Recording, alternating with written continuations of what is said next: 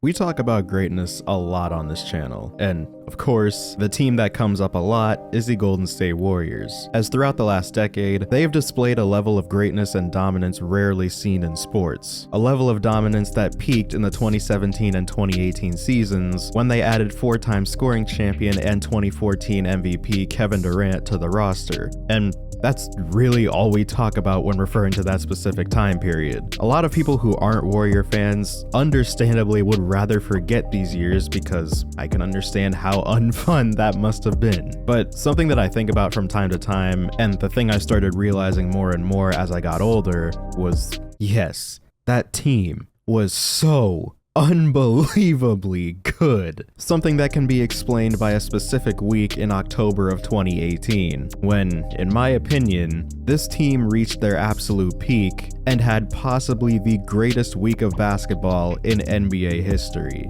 Come on, Steph. Stop showing off. To be honest, man, the team that they've assembled here is it's not fair.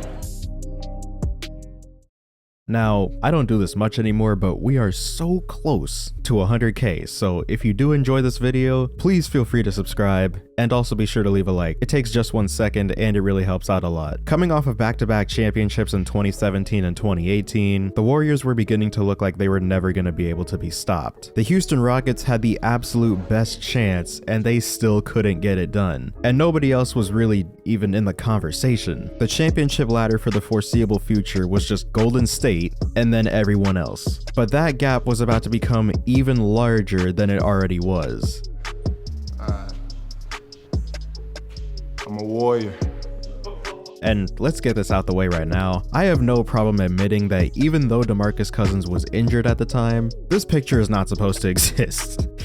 Like, what even is this? So, needless to say, they were expected to be far and away the best team in the league, and it really wasn't even close. And that brings us to the start of the 2018-2019 season, where they would begin their year with an opening night win against the OKC Thunder, a win at the buzzer against the Utah Jazz, a close loss against the Denver Nuggets, and a blowout win against the Phoenix Suns. Which brings us to the start of the week in question. October 24th was a matchup back home against the Washington Wizards. Coming into this game, Steph Curry had already opened the season hitting 5 or more threes in the first 4 games. And given that this Wizards team was one of the fastest paced teams in their first handful of games, this was likely going to be a high scoring game. And so off we go.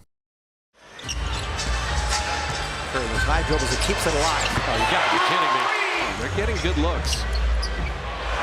And when Steph Curry shoots, it's always a good look. The ricochet rebound. Steph just catch and shoot. Oh my goodness. Steph again. Is he feeling it? Yes. There it is. Now Steph has 11 points in the last minute and a half. Another three. Oh man, I saw it when Klay did it. He was on the Kings.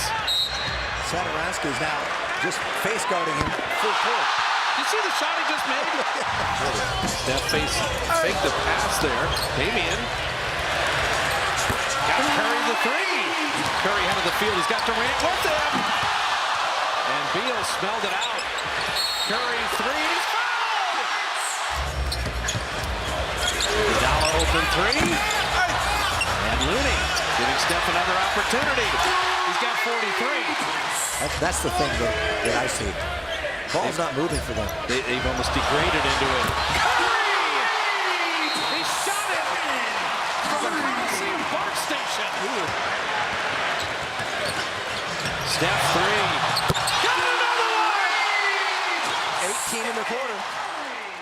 Steph would finish the game with 51 points and 11 made threes, making this the 6th time in his career that he had scored 50 or more points, and the 10th time that he had made 10 or more threes. And, oh yeah, he did all of that in 3 quarters. He had 2 quarters with 20 or more points, putting up 23 in the first and 20 in the third, and he passed Jamal Crawford for 5th most threes made for a career. But it wasn't just him. Kevin Durant put up 30 points, shooting 13 for 18 from the field, and Klay Thompson would put up 19. So the three of them would end up scoring 100 of the team's 144 total points. But that was just the beginning, because 2 days later, they were set to play a game against the New York Knicks in Madison Square Garden. And although the Knicks had been struggling throughout the earlier part of the season, for obvious reasons. Oh God, yeah.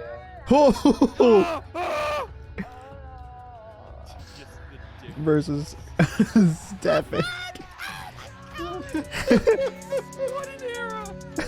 They would still hold a 3-point lead after the first 3 quarters, outscoring the Warriors 84-81. It actually looks like the Warriors are about to have a pretty tough time pulling out a game against this man. Then the fourth quarter starts. Durant toss. Durant gets a good look and nails the three-pointer. Green alley-oop goes to Durant. Durant catches and throws it down. Durant drives hard right at Cantor and one. So much for being tired. Chance for a three-point play. Warriors picking up the pace. Durant, little stutter dribble layup is good. Played the first 6 minutes and hasn't been back since. And you're right, Clyde. Burke has played so well. Speaking of playing so well, Durant. Now it's Durant time. Again. Durant drives on Hardaway, goes down a lane, running layup, scoring easily once again. Durant wants to go one-on-one against Dotson. Knocks it down, Kevin Durant. Vonleh, the latest defender to try and stop him. Durant, count it! Kevin Durant, another three-pointer. For a long time. Durant fires away, and again! Kevin Durant lighting up the Garden. And it's a 20-point game. KD would put up 25 points in the fourth quarter to help the Warriors completely turn the game around. In total, he would end up with 41 points on 17 for 24 shooting. And remember how they were trailing entering the fourth quarter? Yeah, they won this game by 28. They outscored the Knicks 47-16 in the fourth quarter. And in other news, Steph Curry increased his streak of games with 5 or more threes to 6 and finished with 29. From there, we move on to a pretty uneventful game against the Brooklyn Nets, which would see Steph go for 34 and KD go for 35. Draymond Green would have a typical Draymond game, putting up 8 points, 4 rebounds, 13 assists, and 5 steals. And I feel like it's time that we mention Klay Thompson, because while Steph and KD have been doing their thing, this video has had a noticeable lack of Klay, and that's because he had a pretty mediocre start to the year. I'll just be honest here. He was bad. In his first 7 games, he shot just 39% from the field and 13% from 3. He had failed to score 20 points in a game and didn't have any games with multiple 3-pointers made. This was very uncharacteristic and was probably the worst shooting slump of his entire career. But both the team and the fans knew that eventually they were gonna get the old Klay back. And that brings us to the very next night. In the league, making 39% from distance. They've got several players that can knock it down. And how about Thompson, fourth-year player, averaging 10 points a game. Klay's made 1. How about 2? Klay, another 3. Yes, sir! Well, think about Levine. He's got to make better decisions with the ball. Klay on a reload 3. Just dribbles into a 3 and buries another one. Oh my. Klay Thompson again. Making 6 of 7. Like they are. Draymond. Cycling around. Klay Thompson. Klay Thompson again. Oh my.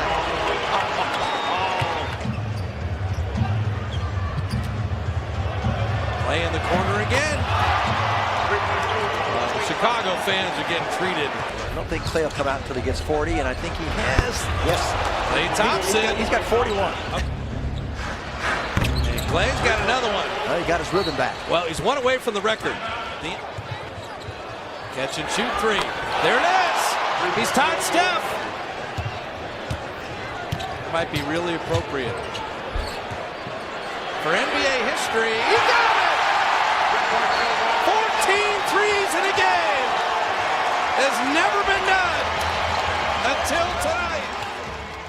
52 points, 14 threes, 26 minutes. I feel like that's the part that often gets forgotten about this game, is the amount of time that he did it in. For context, in record-breaking three-point hits in the past, Kobe Bryant hit his 12th three with 6 minutes and 58 seconds left in the fourth quarter. Donyell Marshall hit his 12th with 2 minutes and 52 seconds left in the fourth. Steph Curry hit his 12th with 1 second left in overtime, and he hit his 13th with 2 minutes and 23 seconds left in the fourth quarter. Klay hit his 14th three with 4 minutes and 53 seconds left in the third quarter. He legitimately could have hit 18 or 19 threes if they weren't already up by 200 points. And it's still probably one of the most intriguing what ifs in my opinion. He tied the record for threes made in a half with 10 in the first half, which also helped the Warriors set a team record for a half with 17. He put up the third 50-point game of his career, and of course, he broke the three-point record held by this guy. So just to recap, in the span of 4 games across 6 days, the Warriors had Steph Curry put together what is still one of the best games of his entire career, Kevin Durant take over a game in the fourth quarter, and Klay Thompson put together an otherworldly performance to break out of a shooting slump. That is 3 things that don't happen that often, and they all happened within the span of 1 week. And the least eventful game within that week was one in which both Steph and KD both basically dropped 35. I'm not sure I've ever seen anything like that, and I'm not sure that we'll see something like that ever again. At least not between 3 different players. Because first, you need to have 3 guys that are capable of doing this. And then they need to be on the same team. And then they need to do it one after the other after the other. And I'm not really sure that that's possible. But of course, with new trios being put together every now and then, you never know.